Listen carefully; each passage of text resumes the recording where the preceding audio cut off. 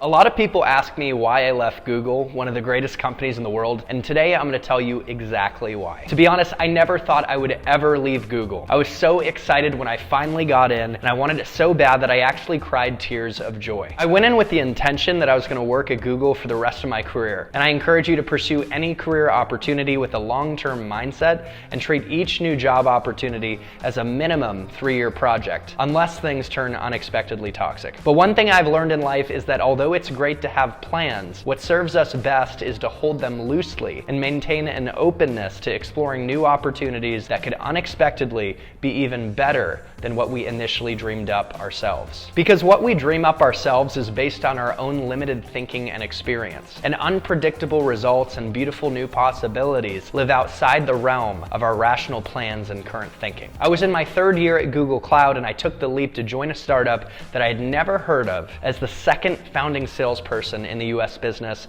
and it was the best decision I could have ever made. Like with any career change or even any customer decision to make a change and buy your solution, there is always a carrot and a stick involved that drives the change. The carrot is a metaphor for all the benefits that are drawing you towards making a change and achieving a new future state. The stick is a metaphor for all the pains with your current state that are pushing you away from the status quo of where you are today. Today we're going to talk about the sticks that were pushing me away from my current role at Google Cloud and the carrots that were drawing me towards the new opportunity at the startup I joined. My hope is that this will illuminate some of the key trade-offs between selling at a large enterprise and selling at a growing startup, and ultimately helps you make more mindful decisions in your career that maximize your long-term path and fulfillment. If you get value out of this video, make sure to hit the like button, subscribe if you haven't already for weekly videos committed to helping you maximize your career path in tech sales. And feel free to email me at chrisbussingchannel@gmail.com or book time with me through my Calendly link in the description of this video, and we can talk about tech sales. All right,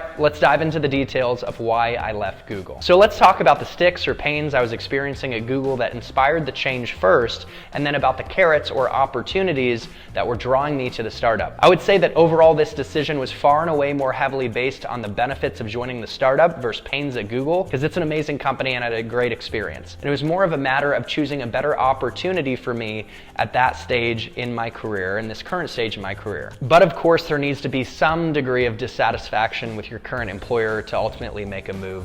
So we will talk about that. Google's an incredible company and one of the greatest career experiences I've had, but with any large organization, there are always challenges. Even though Google tries to maintain a startup mentality, especially with Google Cloud, one challenge is there's a lot of red tape to get things done and policies and processes to follow, which are needed, but slows things down versus at a startup. That could mean taking longer to get resources for deals and approvals, but another key factor is Google is extremely competitive and upward mobility takes a long time. Getting promoted is hard, and there are many people who do well but take forever to get a promotion because only so many promotions can be given out. Also, as is typical with many large enterprise companies, when you get promoted from within, you don't get as much of a pay increase as you would if you change to another company in the industry. Also, my manager, he was an inspiring guy, and I really respected him in many ways and learned a lot from him, but we did run into some friction in terms of how we operated, and that caused issues. Your relationship with your manager is one of the most important factors you need to consider when choosing to take on a new role, and one of the biggest pain points that drives making a change in your current role. But the biggest stick driving me away from my current role at Google was a macro issue. I took a field sales role at 26. I was one of the youngest in that role at the company,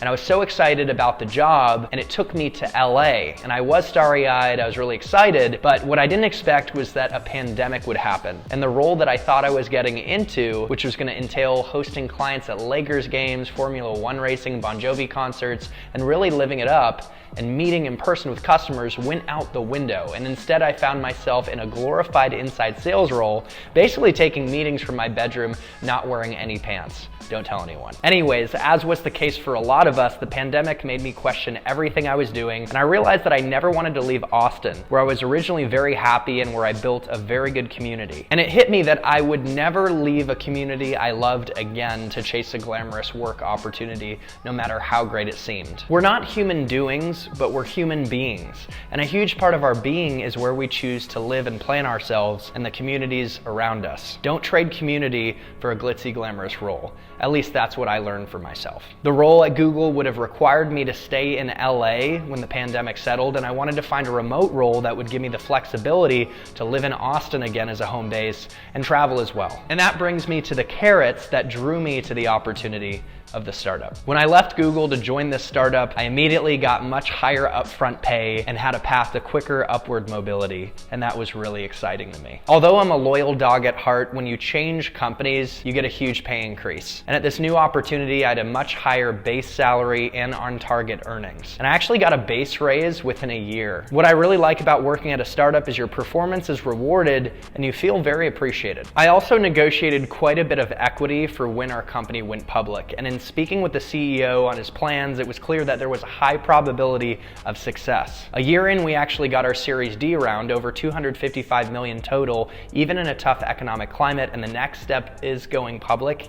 And man, when we go public, that pre-negotiated equity goes from fairy dust into a transformational wealth event. The upside of a startup is huge. And at a startup, you have a path to get promoted quickly, and I definitely see that at the company I'm at. I've already gotten a bump in my base pay, and I feel like that promotion could be right around the corner if I put in the work and deliver. Also, the CEO of the company I joined is absolutely inspiring, and when I talked to him about the opportunity, he gave me chills. He's got an inspiring story of building himself up from nothing and overcoming huge challenges in his life early on, and he doesn't have to work a day in his life, but he chooses to because he's really passionate about what he does. Having direct access to an inspiring leader like that, to be able to learn from him and model after him, and to have him as a mentor and in my network for the rest of my career is invaluable. You can't put a price tag on that. At big companies like Google, you work with a lot of great managers, but you don't have direct access to inspiring leaders at the top like you do at a startup.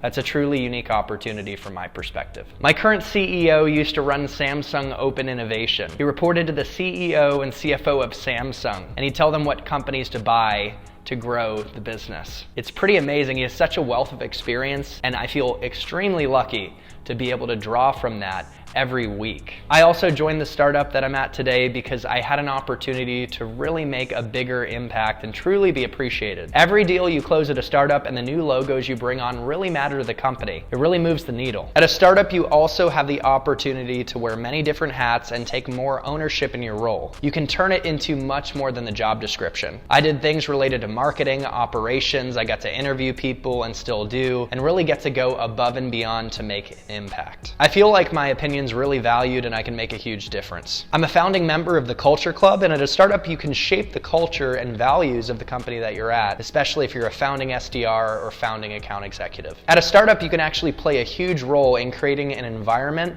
that you love to work in. Another reason I joined this specific startup is because I still work with Google, but now on the partner side in their ecosystem. Google sells great Legos on the cloud, infrastructure as a service, platform as a service building blocks that customers can use to create great, resilient, secure, and performant applications. But in order to scale to meet the demand in the market and fully serve their customers, Google Cloud relies on key partners like the partner that I'm at today. Partners help customers implement cloud technology in the most efficient and cost-effective way possible and troubleshoot issues. And so now I co-sell with my former teammates to serve mutual customers. I get to host networking events with my fellow Googlers. I get to do joint prospecting campaigns and support mutual clients. So I leverage all the political capital I built in my Google days still in my current role, and I still leverage the same product knowledge and skill sets to be successful. So it really made sense as a next step. One career move you can make when you sell a product like Google Cloud or Salesforce or NetSuite or any type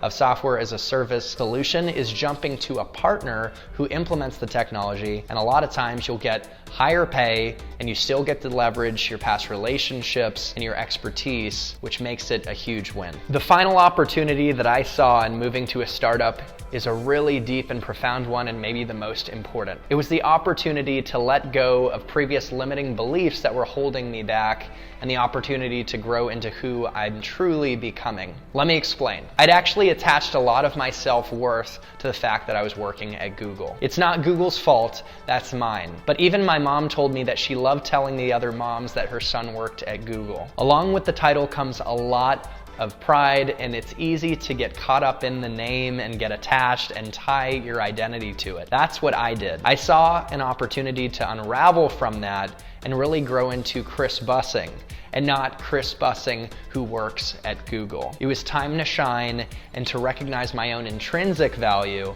and make a name for myself. And that's what I'm doing. I want to encourage you that whether you work at a large enterprise or a startup, to recognize that your value is intrinsic, you're a 10 out of 10, and you are not defined by your work. And in fact, you bring so much to the table. Never forget that. I hope you guys enjoyed this video and got value out of it. I hope it shed light on why I left Google and how to think about making mindful decisions between the trade-offs of working at a large enterprise and a startup, and how to ultimately maximize the career path and make the right choice for you when you look at landing a new role at a new company. Of course, make sure to hit the like button, subscribe for weekly videos committed to helping you maximize the career path in tech sales, and email me at chrisbussingchannel@gmail.com or book time through my Calendly link in the description to connect to talk tech sales. I'm here to help, I've got your back, and I want you to succeed. Thanks for tuning in, and I'll see you in the next one.